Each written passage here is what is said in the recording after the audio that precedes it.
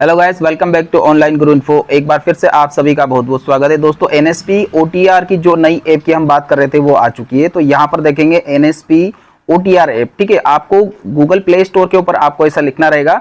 यहाँ पर देखेंगे दूसरे नंबर का जो ऐप आई है उसी को आपको इंस्टॉल करना रहेगा। तो यहाँ पर इंस्टॉल मेरे पास पहले से है, तो मैं इसे ओपन करूंगा। आपके पास इंस्टॉल नहीं है तो आपको इंस्टॉल करना होगा, ठीक है। तो यहाँ से हमने इसे आगे बढ़ाया, राइट। अब दोस्तों आपके सामने तीन ऑप्शन देखने को मिल जाएगा। सबसे ऊपर जो है लॉगिन का रहेगा, उसके बाद में नीचे वाला ऑप्शन रहेगा आपका रजिस्ट्रेशन का। तो मैं आपको रजिस्ट्रेशन करके भी दिखाऊंगा, आप चाहें तो मोबाइल से भी कर सकते हैं, पूरी प्रोसेस मोबाइल से हो जाएगी। इसके बाद में ईकेवाईसी फेस ऑथेंटिकेशन भी होगा, मैं आपको पूरी कंप्लीट प्रोसेस दिखाऊंगा।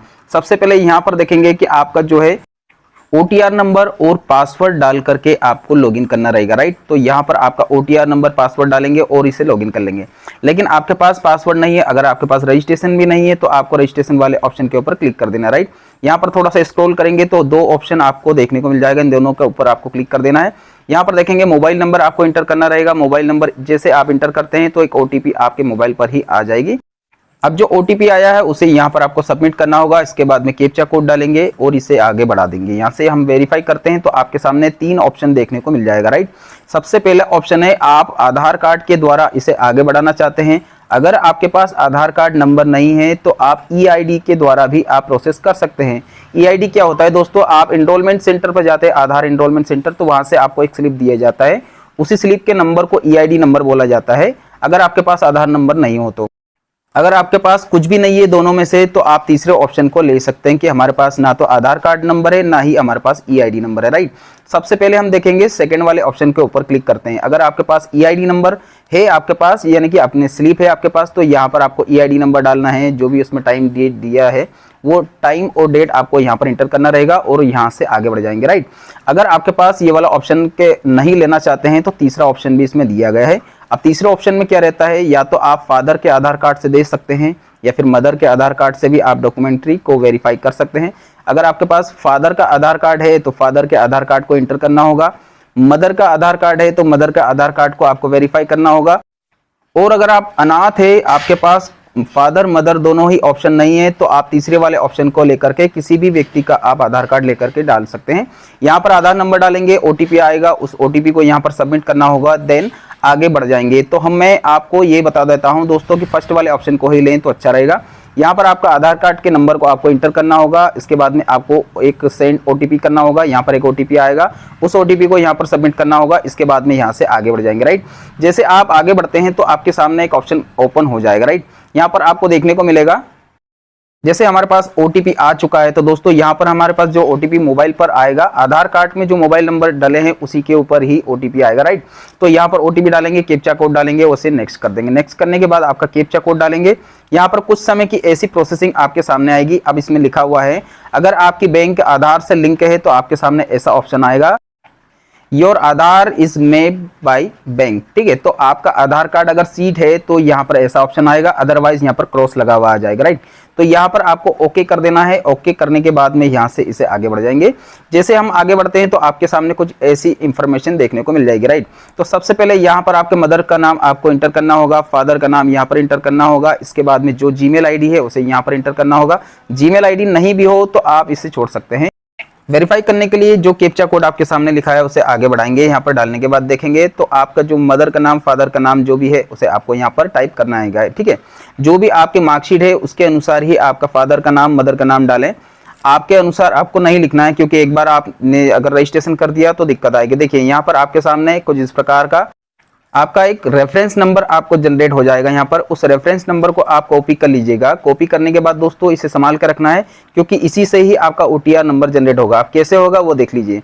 जैसे हम यहाँ से आगे बढ़ाते हैं इस वाली प्रोसेस को, तो यहाँ पर देखेंगे कि ये वाला आपको जो केवाईसी है, ई केवाईसी करना अनिवार्य रहेगा। इसके बाद ही आपका ओटीआर जनरेट होगा, राइट।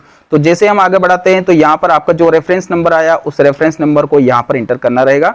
इसके बाद में यहाँ पर एक ओटीपी आएगा, उस ओटीपी को आपको यहाँ पर इंटर करना रहेगा। इसके बाद में जो आपके सामने कैप्चा दिया है उस कैप्चा कोड को डालेंगे और यहाँ से इसे वेरीफाई करके आगे बढ़ जाएंगे, राइट। यहाँ पर देखेंगे आपका ओटीआर जनरेट हो चुका है। ओटीआर जनरेट होने के बाद आपका जो नंबर ओटीआर का रहता है उसे आप अच्छे से नोट कर लीजिएगा, या फिर आप फोटो लेकर के रख लीजिएगा, या फिर स्क्रीनशॉट ले सकते हैं। अगर आप मोबाइल से कर रहे हैं तो स्क्रीनशॉट भी ले सकते हैं। लॉगिन करेंगे, लॉगिन करने के लिए क्या करना होगा, आपको पासवर्ड जनरेट करना होगा। तो पासवर्ड की जो प्रोसेसिंग है अगर आपके पास आईडी और पासवर्ड दोनों है, यानी कि ओटीआर नंबर और पासवर्ड भी है, तो यहाँ पर आपको लॉगिन कर लेना है। और अगर आपके पास पासवर्ड नहीं तो पहले पासवर्ड आपको रिकवर करना होगा। पासवर्ड के लिए आपका ओटीआर नंबर डालेंगे, एक ओटीपी आएगा, उसके बाद में आपके मोबाइल पर ही पासवर्ड आ जाएगा।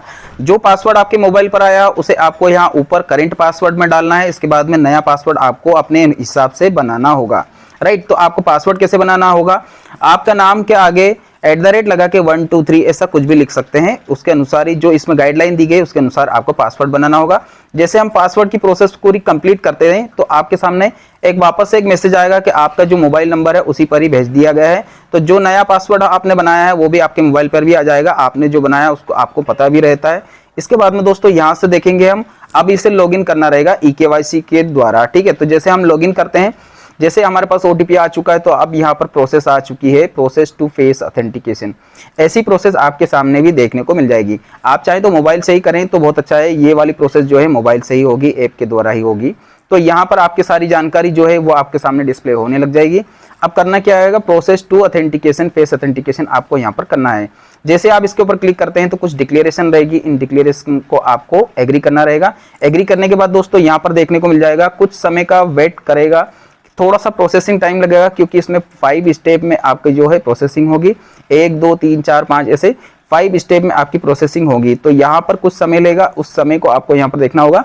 इसके बाद में यहाँ से जैसे आप आगे बढ़ते हैं तो आपकी जो प्रोसेसिंग रहती है फेस ऑथेंटिकेशन वाली वो आपके सामने देखने को मिल जाएगी। आपका जो फेस जो कैमरा है वो आपके सामने ओपन हो जाएगा। अब आपको करना क्या रहेगा, आपका जो है फेस का ऑथेंटिकेशन करना है। एक बात का आपको ध्यान रखना है दोस्तों कि जब आप फेस ऑथेंटिकेशन करें ना तो आपका जो फेस है उसके ऊपर लाइट होना चाहिए और आईज आपको ब्लिंक करना होगा, ठीक है। अगर आप आईज ब्लिंक नहीं करते हैं तो आपका फेस ऑथेंटिकेशन सक्सेस नहीं हो पाएगा। देखिए यहाँ पर आपके सामने ये ब्लू कलर का जो ऊपर आपके सामने ऐसा दिखने को मिल जाएगा। इसका मतलब ये होता है कि दोस्तों आपका जो फेस ऑथेंटिकेशन हो रहा है उसमें कहीं कहीं आप जो ऑप्शन दे रहे हैं, जैसे हमने जैसे आई ब्लिंक करवा रहे हैं तो आई ब्लिंक करने के बाद ही फेस ऑथेंटिकेशन सक्सेस होगा।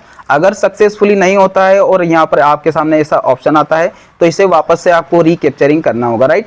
जैसे आपने रीकैप्चरिंग करने के लिए वापस से हम लॉगिन करते हैं तो आपको 1 बार 2 बार या 3 बार आपको ऐसा प्रोसेस करना होगा। फेस जब तक ऊपर देखेंगे कि एक मैसेज भी आता है फेस ऑथेंटिकेशन, ठीक है, यहाँ पर हो चुका है। तो जैसे हम लॉगिन करते हैं तो लॉगिन करने के लिए अब हमारे पास ओटीआर भी है और पासवर्ड भी है। सब कंप्लीट होने के बाद हम जैसे लॉगिन करते हैं तो कुछ इस प्रकार की पूरी जानकारी आपके पास आ जाएगी। तो इसे आपको यहाँ पर देखेंगे, इसका या तो आप प्रिंट आउट ले सकते हैं या फिर आप इसका स्क्रीनशॉट ले सकते हैं। एनएसपी की जो नई प्रोफाइल है ओटीआर के थ्रू जो बनती है वो प्रोफाइल आपके सामने ऐसी दिखने को मिल जाएगी। तो दोस्तों अगर वीडियो अच्छा लगे तो एक लाइक जरूर कर दीजिएगा, चैनल को सब्सक्राइब करके बेल आइकन को प्रेस कर लेना। और दोस्तों कहीं पर भी आपको कोई प्रॉब्लम आती है तो मुझे कमेंट्स जरूर करें, क्योंकि आपके जो कमेंट्स है उसी से मैं आपको प्रोत्साहन भी दूंगा। तो दोस्तों धन्यवाद आप सभी का वीडियो देखने के लिए। आपका दिन शुभ रहे। जय हिंद, जय भारत।